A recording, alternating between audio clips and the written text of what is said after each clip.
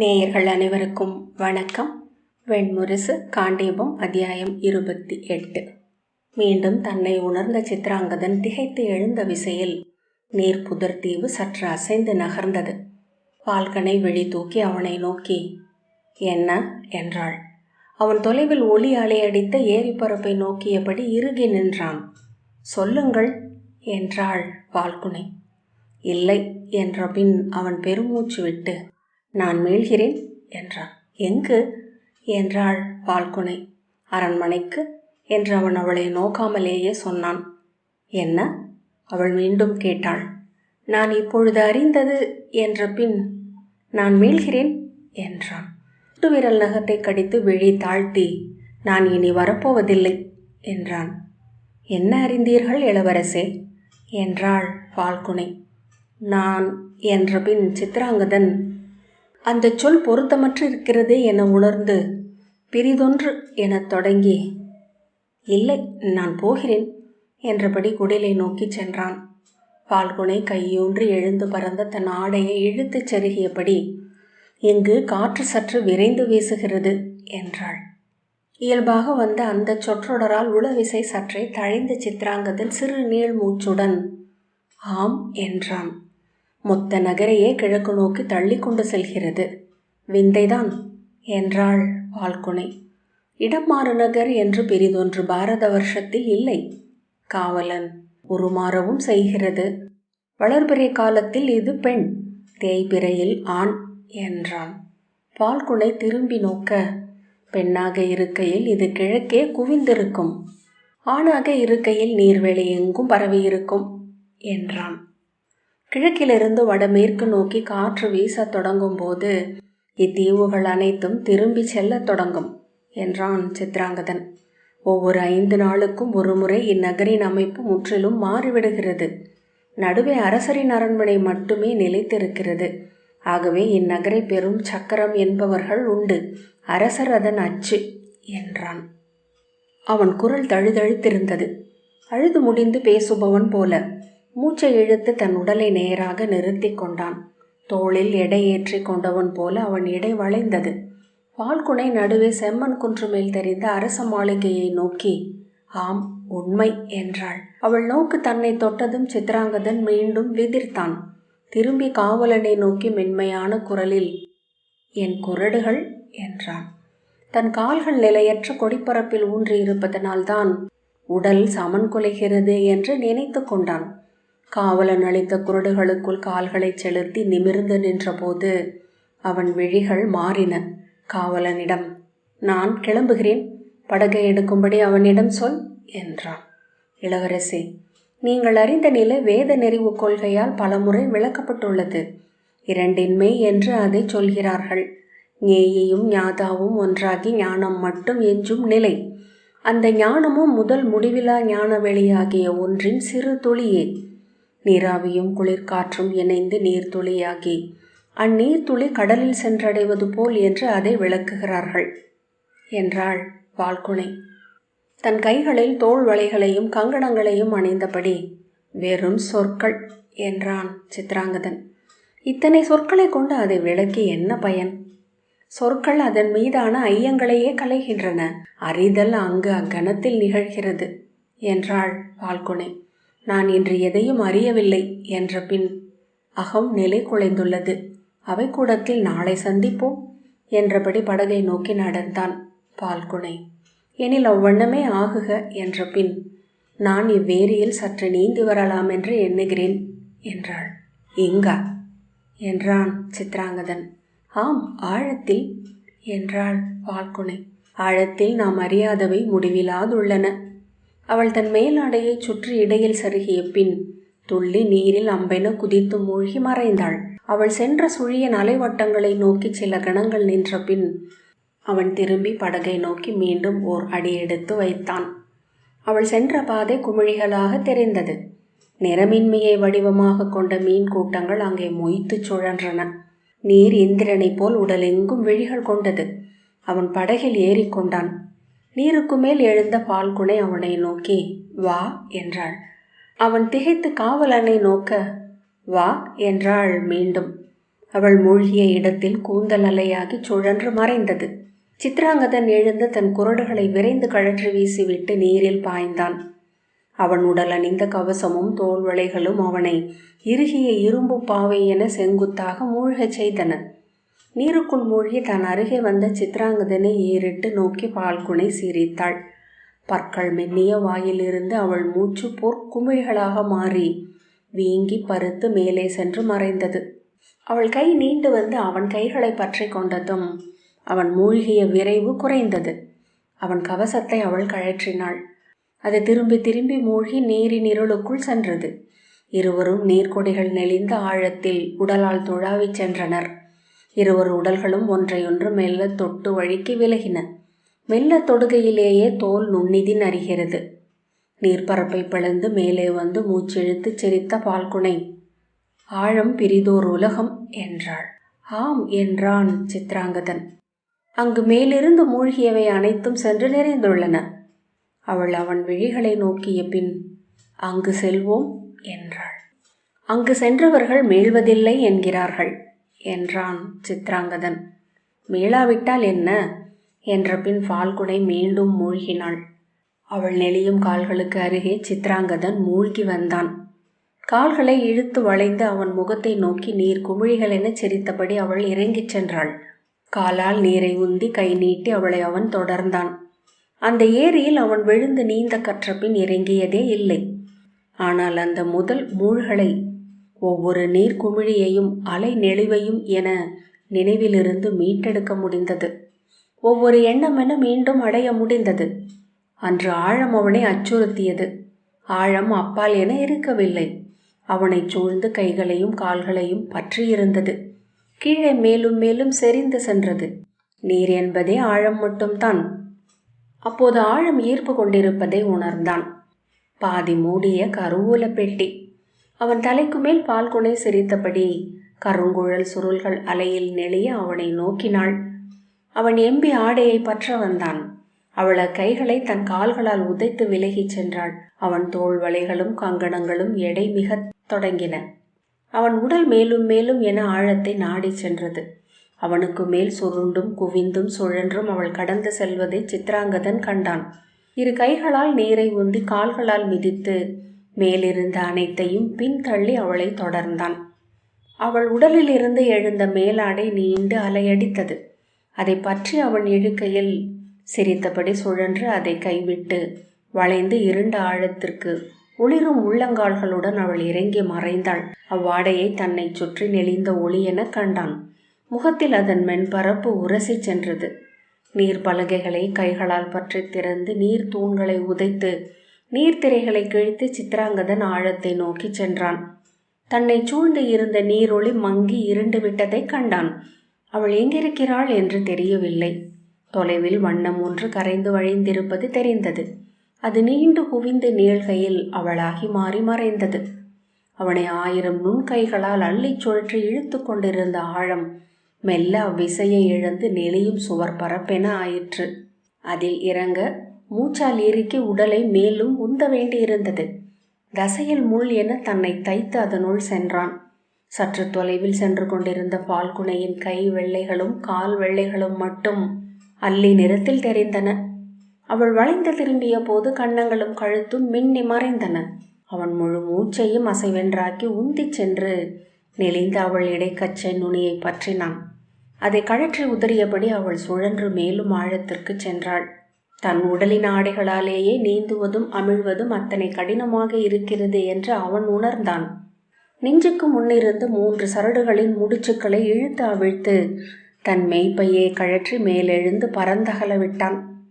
பின்பு உள்ளே அணிந்திருந்த பட்டாலான மெய்யாடையை கழற்றி பரந்தெழ விட்டான்.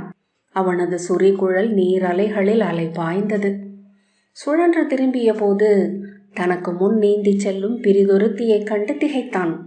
அவன் கை நீட்டி பால்குனையை அடைந்து தோல் சுற்றி கை சுழற்றி இறுக்கி அணைத்து அவள் இதழ்களை தன் இதழ்களால் கவ்விக்கொண்ட போது உடல் சிலிர்த்தான். அவர்களின் ஆடலை மூச்சு தளர அவன் நோக்கி நின்றான். அப்போது நீர்வாயில் திறந்து தன்னை நோக்கி வரும் ஒருவனை கண்டான். திரண்ட தோள்களும் நீண்ட மெலிந்த கைகளும் கூரிய நகைப்பெழுந்த விழிகளும் கொண்டவன். நான் இழுத்த உச்ச விசையில் அம்பு நிறுத்தப்பட்ட மூங்கில் வில் போன்றவன். அவன் அஞ்சு பின்னால் நகர முயன்ற போது நீர் அழுத்தி முன்னால் தள்ளியது. துளைக்கும் காமம் நிறைந்த விழிகள், அவன் நன்கறிந்த சொல் ஒன்று கறந்த இதழ்கள். அவன் தன் உடலை கைகளால் சுற்றி இடைவளைத்து தன் இடையுடன் இறுக்கி குனிந்து தன் இதழ்களை கவ்விக்கொண்ட போது அவன் தன் உடலை உணர்ந்தான். முத்தத்தை உதறி முகம் திருப்பி அவன் நெஞ்சில் கை வைத்து உந்தி விலகி மேலேறினாள். கைகளால் தன் தோளை தொட்டாள். அவை 100 ஆண்டுகள் உரசி இழைத்த சந்தனத்தடியென மென்மையுடன் குழைந்திருந்தன. கைகள் அள்ளி தண்டுகள் என நெளிந்தன. இரு நீர் குமிழிகள் என வளைவின் ஒளியுடன் முலைகள் எழுந்திருந்தன. குமிழி முனை நீர்த்துளி என காம்புகள் செழித்திருந்தன. குழைந்து சரிந்த அடிவயிறை தழுவிச் சென்றது நீரலை ஒன்று. அவன் சிரித்தபடி அருகே வந்து அவள் ஆடையை பற்றி விலக்கி வெற்றுடலாக்கி தன் கைகளில் எடுத்து கொண்டான். அவள் உடல் எழுந்து விரிந்து அவன் உடலை சூழ்ந்தது. அவனை தன் கைகளாலும் கால்களாலும் பற்றி கொண்டு அவன் தோளில் முகம் புதைத்தாள். ஒன்றை ஒன்று நிரப்பும் பொருட்டே உருவான 2 உடல்களென தங்களை உணர்ந்தன அவை. குளிர்ந்த ஆழத்தில் குருதி வெம்மையால் சிவந்து கனன்றது அவள் உடல். இருவர் விழிகளும் ஒன்றை ஒன்று கண்டு நகைத்து கொண்டன. நீரிலிருந்து மேலெழுந்து இருவரும் அவர்களின் உடலளவே விட்டமிருந்த மெல்லிய கொடித்தீவின் மேல் ஏறிக்கொண்டனர். முதலில் தொற்று ஏறிய அவன் மல்லாந்து படுத்து கொள்ள அது அவன் கால் பக்கமாக சரிந்தது. அவள் சுற்றி வந்து எதிர் திசையில் ஏறி குப்புறப்படுத்தாள். அவன் மெல்ல திரும்பி அவள் தோளை தொட்டான். அவள் தலையை மட்டும் திருப்பினாள். ஒரு கணத்தில் உன் விழிகள் பெண்மை கொண்டு விட்டன என்றான். அவள் உங்கள் விழிகள் ஆண்மை கொண்டது போல என்றாள். ஒரு கணம் என்றான். ஒரு கணமா என்று அவள் கேட்டாள். ஆம், அங்கே ஆழத்தில் காலமும் செறிந்து விடுகிறது. அவள் புன்னகையுடன் கண்களை மூடினாள். அவன் அவள் முகத்தருகே தன் முகத்தை கொண்டு சென்றான். என்றான். என்ன என்றாள். என்ன எண்ணுகிறாய் என்றான். எண்ணமென ஏதுமில்லை, கள்மயக்கு போல் ஒன்று. அவன் புன்னகையுடன் என்ன மயக்கம் என்றான். தெரியவில்லை, இதுவரை இதைப்போல் ஒன்றை உணர்ந்ததில்லை என்ற பின் சற்றே உருக்களித்து என் கால் விரல் நுனிகள் தித்திக்கின்றன என்றாள். கால் விரல்களா என்றான். எப்படி என்று அவள் மூக்கோடு தன் மூக்கை வைத்தான். இனிய உணவை அருகையில் நான் தித்திக்குமே அதை போல. அவள் கண்களை மூடி அந்த தித்திப்பு அங்கிருந்து தொடைகளுக்கும் இடைக்கும் வயிற்றுக்கும் என ஏறி வந்து உடலை மூடுகிறது. என அவன் சொன்னது அவள் காதுகளை காற்றென தொட்டது. என் உடல் ஒரு நாவென இனிமையில் திளைக்கிறது. காது மடல்கள் இனிமையில் கூசுகின்றன என்றாள். என்னால் அதை உணரவே முடியவில்லை என்றான் அவன். அதை உணர பெண்ணாக வேண்டும் போல. அவள் புன்னகை செய்த போது கன்னங்களில் குழி விழுந்தது. இந்த கன்னக்குழி முன்னர் இருந்ததில்லை என்றான். அப்போது நான் பெண்ணாக இல்லை என்றாள் கண்களை மூடியபடி. எப்போது பெண்ணானாய் என்றான். தெரியவில்லை, நான் அறிய தொடங்குவதற்கு முன்னரே என் ஆழம் மாறத் தொடங்கிவிட்டிருந்தது என்று எண்ணுகிறேன். அவன் தோள் மேல் தன் கையை வைத்து அதையே நான் கேட்கிறேன், நான் பெண் என எப்போது அறிந்தீர்கள் என்றாள். நான் பெண்ணென்றே இருந்தேன், எனவே என் உள்ளம் அதை அறியவில்லை என்றான். என் உடல் எப்போதோ அதை அறிந்திருக்க வேண்டும். அவள் சிரித்து நான் சொல்லவா என்று அவன் காதில் கேட்டாள். என்றான். என்னை முதலில் தொட்டபோதே என்றாள். அவள் சிரிப்பு அவன் செவி தொடாது உள்ளே சென்று ஒலித்தது. என்ன ஆடல் இது என்றபடி அவள் மல்லாந்தாள். உடனே தன் உடலை உணர்ந்து கவிழ்ந்து கொண்டாள். அவன் சிரித்தபடி அவள் உடலை அணைத்து எவரிடம் மறைக்கிறாய் என்றான். தெய்வங்களிடம் என்று அவள் சிரித்தாள்.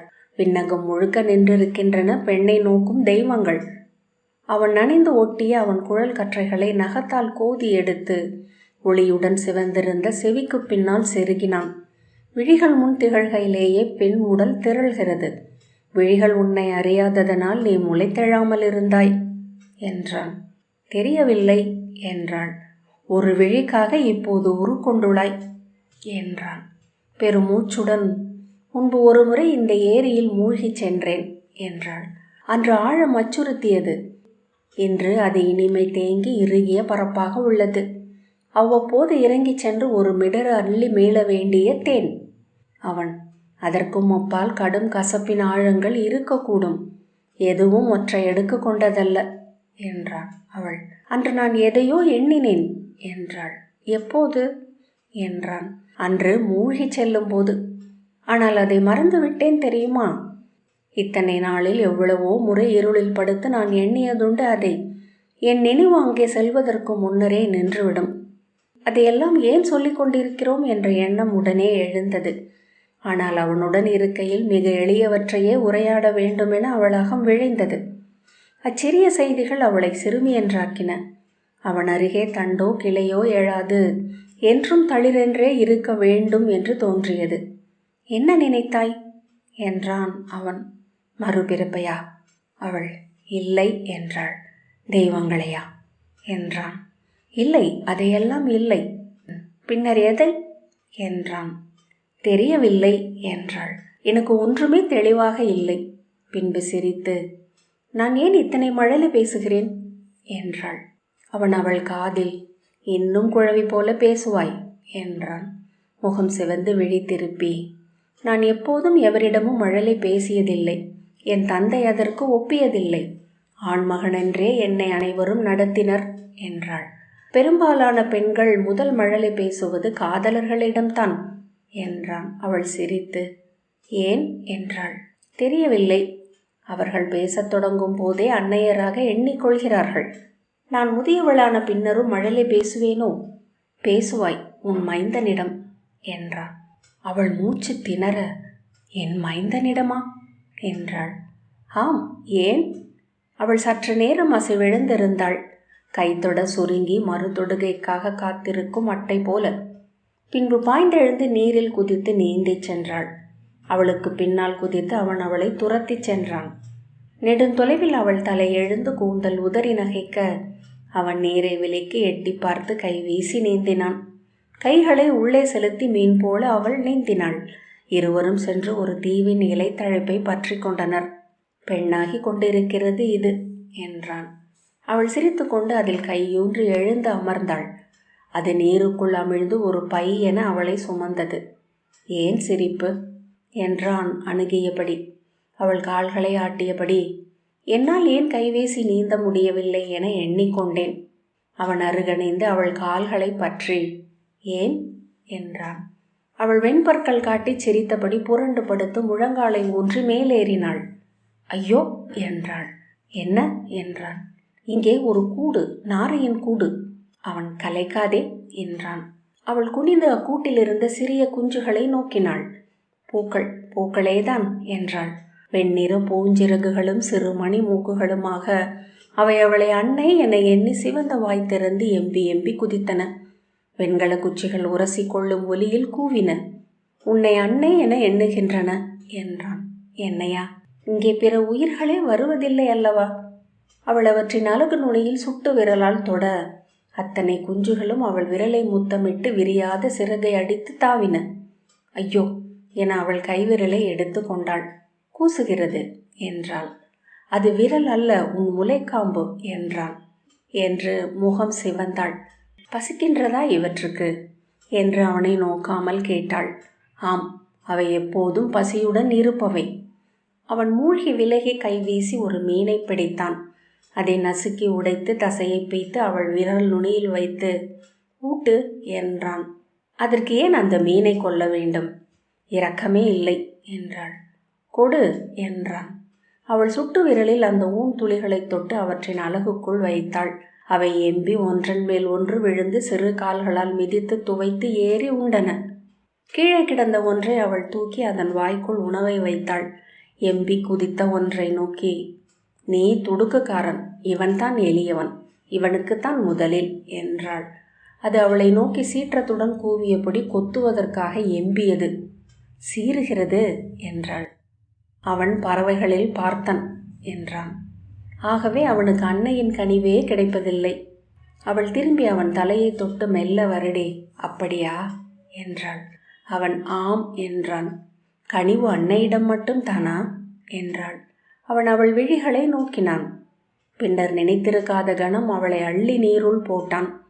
அவள் மூழ்கி விலக சிரித்தபடி பாய்ந்து பிடித்தான். அவள் நீருள் இருந்து எழுந்து முகம் துடைத்து, இப்போது நீரில் விழுந்த கணம் உணர்ந்தேன். நான் அன்று எண்ணிய இறுதி விளைவு என்ன என்றாள். என்ன என்றான். சற்று முன் செய்தது. ஒரு நாரை குஞ்சை தொட்டு பார்க்க வேண்டும், அதன் சிறிய அளவுக்குள் உணவூட்ட வேண்டும் என்றாள் சித்ராங்கதை. ஊட்டு என்றான் பால்குணன். காண்டீபம் 28வது அத்தியாயம் இத்துடன் நிறைவு பெற்றது.